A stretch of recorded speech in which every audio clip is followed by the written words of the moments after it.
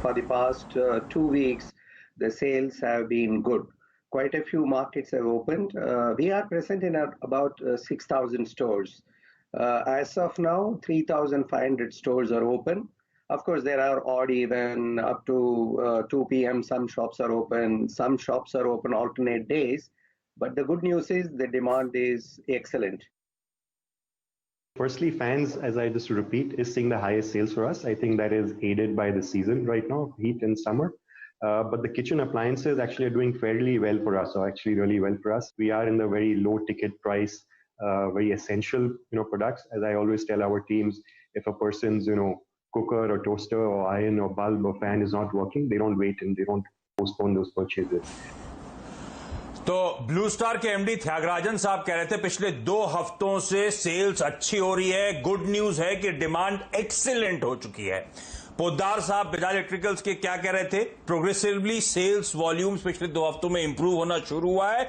80% districts में कामकाज वापस बहाल हो चुका है, एक्टिविटी पिकअप हो चुकी है और खासतौर पे लो टिकट साइज क्योंकि इनका प्रोडक्ट्स हैं उसमें डिमांड बहुत अच्छी देखने को मिल रही है। इस तरह की अब ये एग्जैक्ट चेक है इस समय ऑन ग्राउंड रियलिटी का आप लोग के लिए। अब ऐसे में एसीज, एयर कूलर्स, पंखों की डिमांड बहुत ज्यादा बढ़ रही है और बजाज इलेक्ट्रिकल्स तो कह रहा है कि किचन अप्लायंसेस की डिमांड खास तौर पे बढ़ रही है। क्रेडिट गारंटी स्कीम की बात हो रही है और कहा जा रहा है क्रेडिट गारंटी स्कीम जो अभी आपकी स्क्रीन पे फ्लैश चल रहे हैं वो इसी इन तरह की इंडस्ट्रीज के लिए क्रेडिट गारंटी की तैयारी हो रही है। ऐसे में जो स्टॉक है वो है वी गार्ड इंडस्ट्रीज का, जो बीएससी का स्क्रिप्ट कोड है, एनएससी की आईडी है, वो आप लोग की स्क्रीन पर आ जाएगा। वी गार्ड इंडस्ट्रीज की मैं बात कर रहा हूं डायरेक्टर साहब। साल के हाई से ये स्टॉक 33% नीचे है। एक मेजर इलेक्ट्रिकल अप्लायंसेस मैन्युफैक्चरर है ये कंपनी, कॉम्प्रिहेंसिव पोर्टफोलियो है। तो इस कंपनी के पास इलेक्ट्रिकल अप्लायंसेस में फैंस, कूलर्स, किचन अप्लायंसेस जिनकी आप चर्चा सुन रहे थे, सब कुछ है इस कंपनी के पोर्टफोलियो में। इसके अलावा मैं कह रहा हूं पावर की डिमांड नॉर्थ इंडिया में बढ़ रही है, स्टेबलाइजर्स का समय, और ये कंपनी तो मार्केट लीडर है स्टेबलाइजर्स के फ्रंट पे। केबल्स और वायर्स का धंधा है, यूएसबी, पंप्स, ये सब ये कंपनी मुहैया कराने का काम करती है। और सबसे पहले डिमांड खुली थी टियर 2, टियर 3, टियर 4 सिटीज, बल्कि 2 भी छोड़ दीजिए, 3 और 4 सिटीज में और रूरल इंडिया में। और ये कंपनी का पोर्टफोलियो है मास कंजम्पशन वाला, जो बजाज इलेक्ट्रिकल्स का मैनेजमेंट पिन पॉइंट कर रहा था कि वहां पे डिमांड सबसे तगड़ी है। ये कंपनी वोल्टेज सप्लाइजर्स में 51% मार्केट शेयर इस देश का एंजॉय करती है और बाकी तमाम प्रोडक्ट कैटेगरीज में मार्केट शेयर इंप्रूव कर रही है। नॉन साउथ मार्केट्स में लगातार एक्सपैंड कर रही है। तो अब ये हीट वेव वगैरह का फायदा भी इस कंपनी को भरपूर मिलता हुआ आपको नजर आएगा। नए प्रोडक्ट कैटेगरीज में उतर रही है जो इस कंपनी की ग्रोथ आगे ड्राइव करेगा। 250 करोड़ रुपए का कैश बैलेंस शीट पे, स्ट्रॉन्ग बैलेंस शीट इस कंपनी की है। प्रमोटर्स का 62% stake, mutual funds 11, FII 13% stake, यानी कि बहुत स्ट्रॉन्ग हैंड्स में इस कंपनी का 90% से ज्यादा शेयर है। इस तरह की पसंद है सबकी ये कंपनी। मुझे लगता है जब इस तरह की चर्चा हो रही है कि डिमांड ऑन ग्राउंड इंप्रूव हो रही है, हम लॉकडाउन फेज से बाहर आ रहे हैं, इस तरह की कंपनीज जो कंसोलिडेट कर रही हैं पिटने के बाद, मुझे लगता है और बेहतरीन पेडिग्री की कंपनी है। साउथ इंडिया के लिए जानी जाती थी, अब अक्रॉस द बोर्ड इस कंपनी ने प्रेजेंस बढ़ाना शुरू करी है। तगड़े एवेन्यूज हैं इस कंपनी के सामने, रेडार रखिएगा। मैंने क्योंकि अब ये खबर जब आई इस तरह की बाइट आई मैनेजमेंट की, तो कंपनियां टटोल रहा था, सबसे वेल प्लेस्ड यही कंपनी नजर आई। तो सतविंदर सर, एक बार वी गार्ड इंडस्ट्रीज का चेक, उसके बाद क्वेरी सॉल्व करी जाए व्यूअर्स की। आशीष, आपने एक अच्छा पिक यहाँ पे लिया है। देखिए यहाँ पे अगर, जो कि मैं एफएंडो से काम करता हूँ ज्यादातर, तो देखिए वोल्टास पे मेरी नजर थी, बढ़िया पिक है।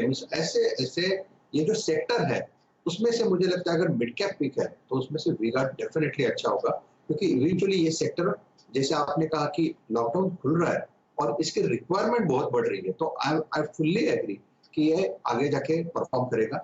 टेक्निकली इसका जस्टिफिकेशन इस तरह से है, 170-172 का बेस है, पिछले 2 महीने से इस लेवल को ये रिस्पेक्ट कर रहा है। ऊपरी लेवल पे इसका जो टारगेट है अकॉर्डिंग टू द पैटर्न, ये बनता है 210 का। इसका मतलब अगर कोई इसे एक आप पे पकड़ के चले एक आध महीने का वक्त भी दे तो 200-210 का टारगेट यहाँ पे क्लियरली अनफोल्ड होता है। रही बात मोमेंटम प्लेयर की, तो मैंने आज लिया है, मुझे आज बेचना है या मुझे 2 दिन में बेचना है, तो उसके हिसाब से देखें तो इसका टारगेट बनता है 194 का। अगर आपको सिर्फ ट्रेड लेना है 176 पे, तो आपका स्टॉप लॉस होगा 172 का, आपका टारगेट होगा 187 का।